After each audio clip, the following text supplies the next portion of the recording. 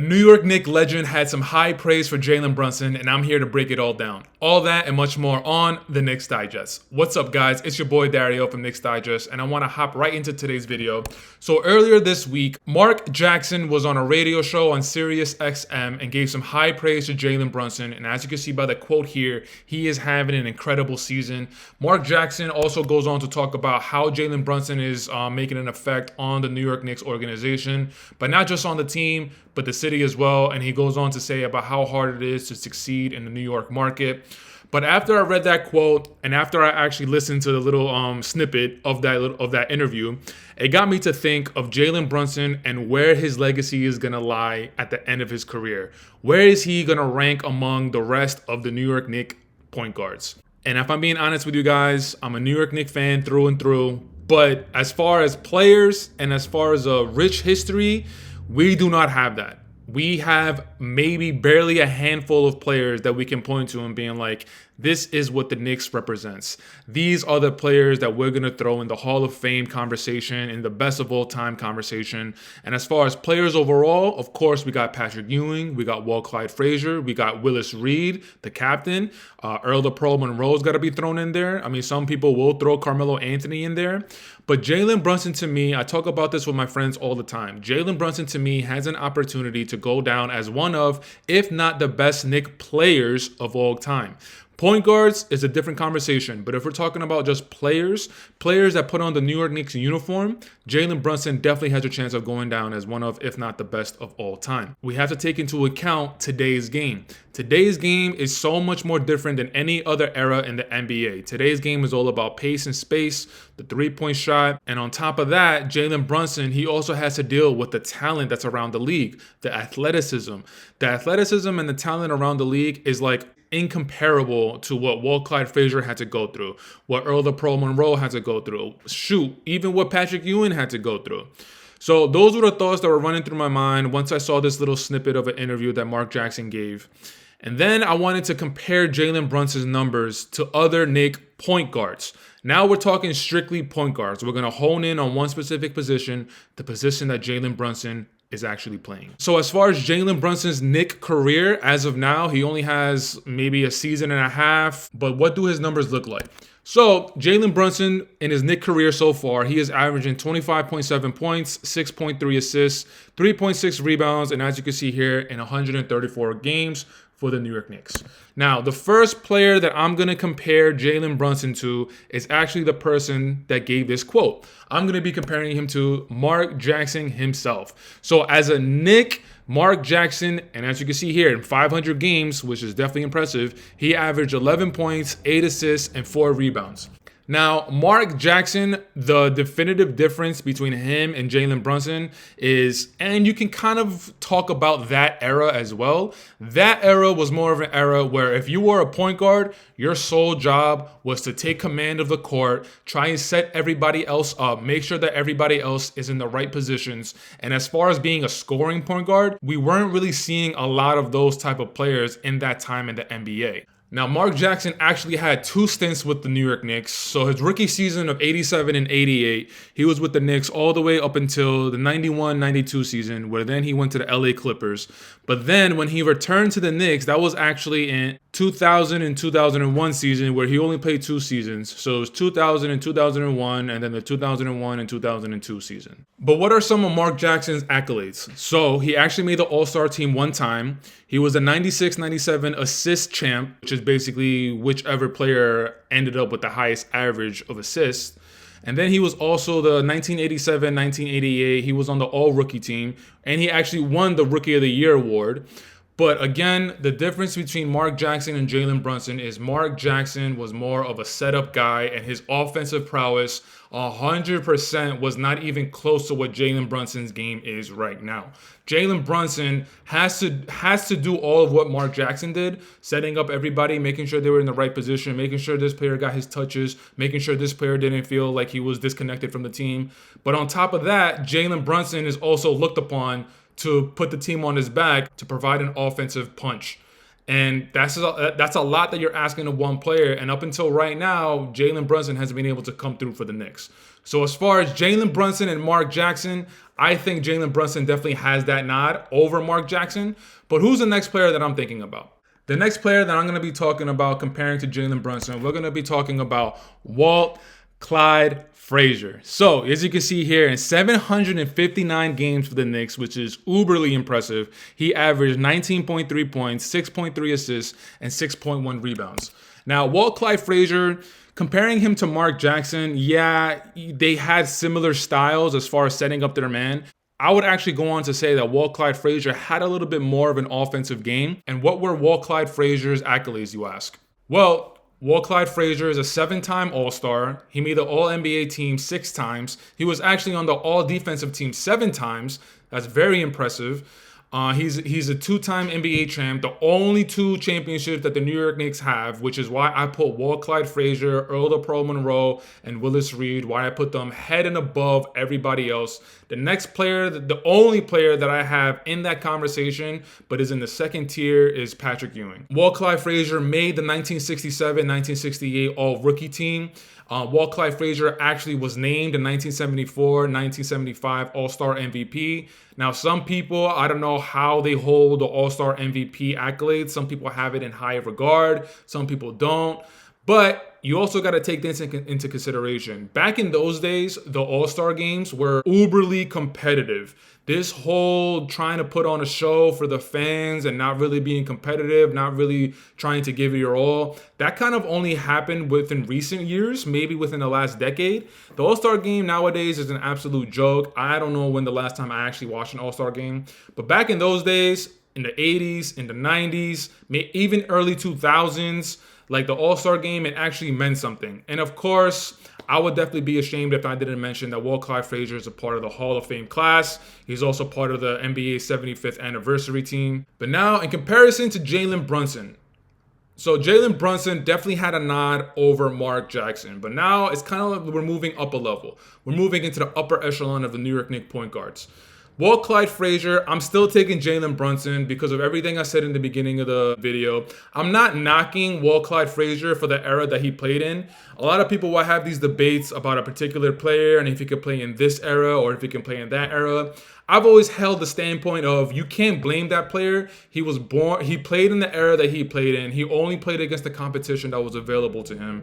But you just got to take into consideration what type of era was that? What type of competition was he facing? The athleticism, the teams, the players, all of that you got to take into account. You got to take into effect. Walt Clyde Frazier, 100% was one of, if not the better point guards in the league at that time. But when you take into account Jalen Brunson's offensive game, offensive prowess, off the dribble, post up, the footwork, the 3-point, the mid-range, the post up, I don't even know how we can compare. I don't even know we can have this conversation between Walt Clyde Frazier and Jalen Brunson. Now, if there's anybody watching this that is a Walt Clyde Frazier stan, I'm sorry. Don't kill me in the comments. I know that Walt Clyde Frazier, he was part of the team that brought us our only 2 championships. So trust me, this breaks my heart in talking about Jalen Brunson in this regard compared to Walt Clyde Frazier. But I got to tell the truth, and these are facts. The next player I'm going to be talking about is actually one of Walt Clyde Frazier's teammates at the time. I'm talking about Earl the Pearl Monroe. So as you can see here, 598 games for the Knicks. He averaged 16 points, 3.5 assists, and 2.6 rebounds. Obviously, I wasn't around to see Walt Clyde Frazier and Earl the Pearl Monroe play.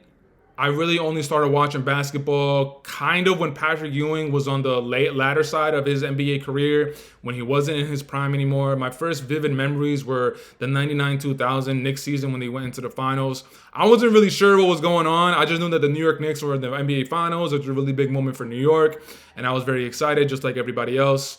But as far as the heyday for the Knicks back in the early 70s when they won those 2 championships, I wasn't even a thought. So obviously I can't really talk about Earl the Pearl Monroe's game as well as Walt Clyde Frazier's. I can only go off of what I hear, what I see. And as far as Earl the Pearl Monroe, from the highlights that I did see, it seemed like Earl the Pearl Monroe was kind of like the outlier of his time.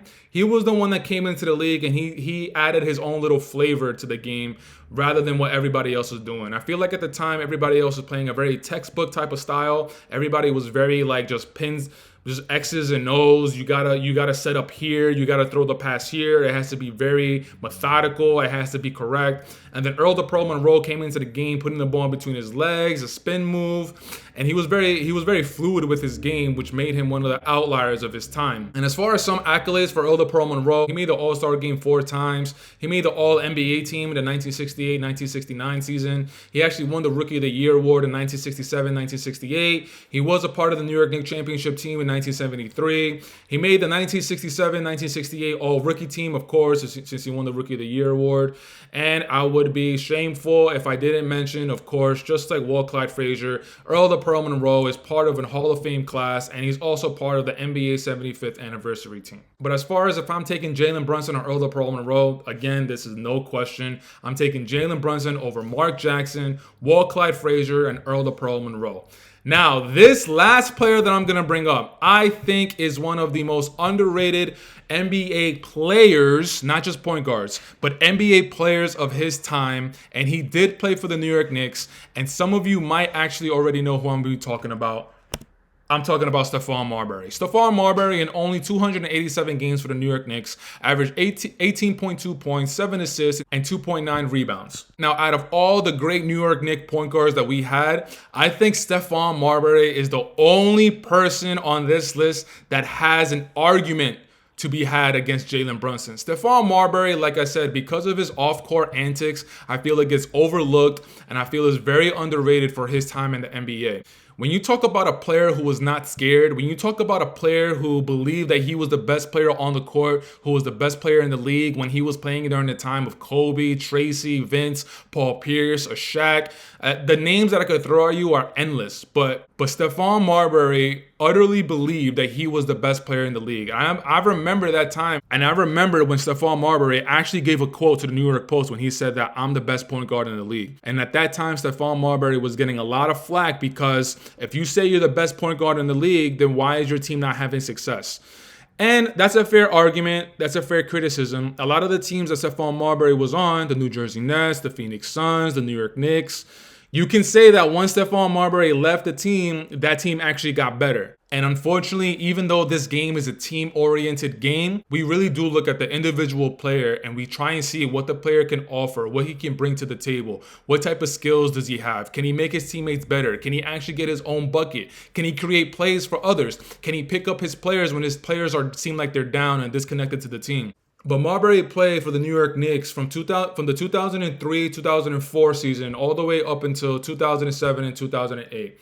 Now, of course, towards the end of Stefan Marberry's Knicks tenure, things did get a little weird. I remember that he was still on the team and he was still getting paid, but he was showing up to the games, being a fan. He was on the actual seats. I specifically remember one Laker game where it wasn't a DNP. He wasn't injured, but the team didn't want him around, and he was in the front seat watching the Lakers go up against the New York Knicks. Stefan Marberry, in my opinion, had all the potential in the world, but there were just a lot of things surrounding him that really didn't let him maximize his potential. But when we talk about individual skills, when we talk about individual talent, breaking your defender off the dribble, being able to attack the rim, being able to hit the three-point, the mid-range, and more importantly, like I just said, the ball handling skills that Stefan Marberry had enabled him to be one of the most feared guards of his time. Now, the accolades that Marberry has aren't as much as Walt Frazier and Earl the Pearl Monroe,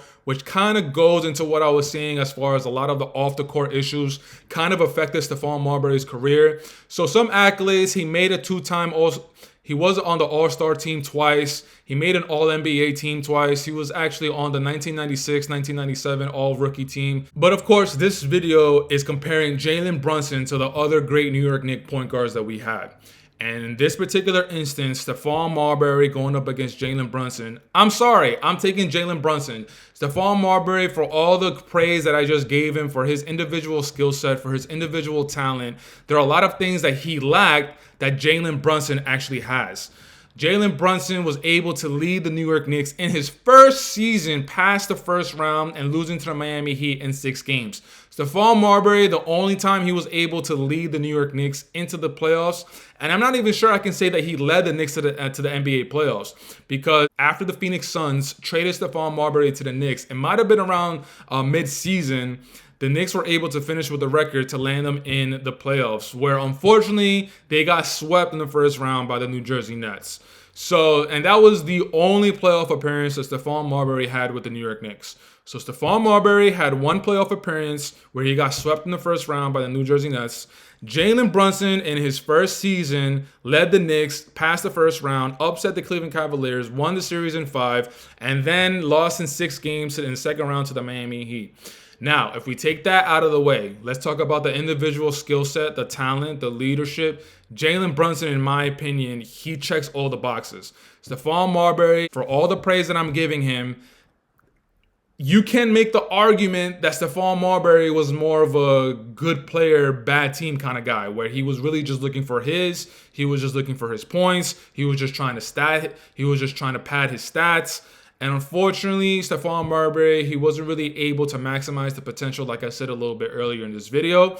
But Jalen Brunson, so far, we've seen him maximize his potential, and it's only his second season as a New York Knick. If Jalen Brunson is able to continue on this path, if he's able to continuously lead the Knicks into the playoffs and have deep playoff runs, and you never know, man, things might go our way. The ball might bounce in our way a few times. There might be an injury here to a team. There might be a collapse from a team. You never know what the future is going to hold.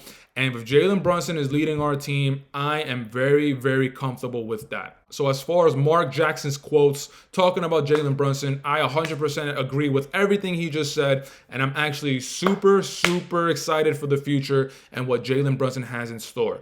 And of course, if we're comparing Jalen Brunson to all the point guards that I just mentioned, Mark Jackson, Walt, Frazier, Earl Monroe, Stefan Marberry, I'm taking Jalen Brunson. The only argument that I see you guys can have, if you guys don't agree with me, the only players that I can see having an argument might be Walt, Frazier, and Earl Monroe, because it's all about rings, baby. Walt has 2 of them. Earl Monroe has 1, and everybody else on this list doesn't. Now, I know a championship ring doesn't solidify your career. Absolutely, it doesn't.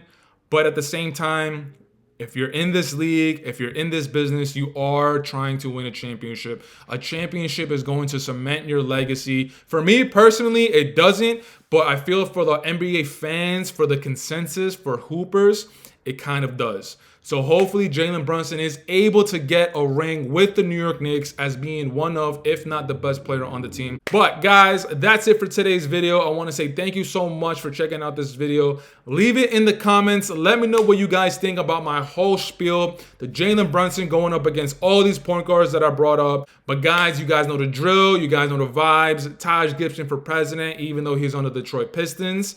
Jalen Brunson for all the MVPs. Playoffs are right around the corner. It looks like we're going to be taking on the Orlando Magic. It's going to be a tough series, but I got Knicks, baby.